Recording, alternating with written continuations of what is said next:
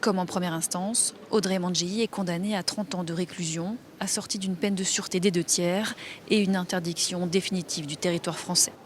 Une page qui se tourne après un mois de procès en appel, une procédure quasi thérapeutique pour Martine, survivante de l'attentat de Strasbourg le 11 décembre 2018. Enfin, je vais pouvoir Je vais faire un saut en avant, en fait, dans ma reconstruction, pour envisager ma deuxième vie avec beaucoup plus de sérénité. Et je souffle.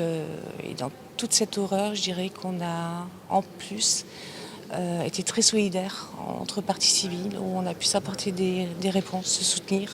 Le rappeur strasbourgeois de 44 ans n'a donc pas réussi à convaincre la Cour qu'il ignorait la radicalisation et les projets meurtriers de Cherif Chekhat quand il a aidé celui-ci à trouver une arme, celle-là même qui a servi à tuer 5 personnes et à en blesser 11 autres. Audrey Mandjei a eu un comportement non pas que vis-à-vis des victimes, vis-à-vis des morts, vis-à-vis des blessés, mais vis-à-vis de la société entière.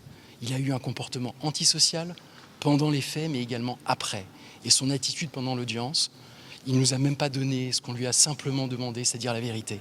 Je pense que Audrey Mandjei a fait beaucoup de progrès, a fait un chemin, mais que malheureusement, il partait d'un peu trop loin. Ce qui fait que on en arrive là aujourd'hui. 8 ans après cette soirée de cauchemar dans les rues du marché de Noël de Strasbourg, la décision de la Cour d'assises spéciale de Paris permettra peut-être de penser certaines plaies restées ouvertes.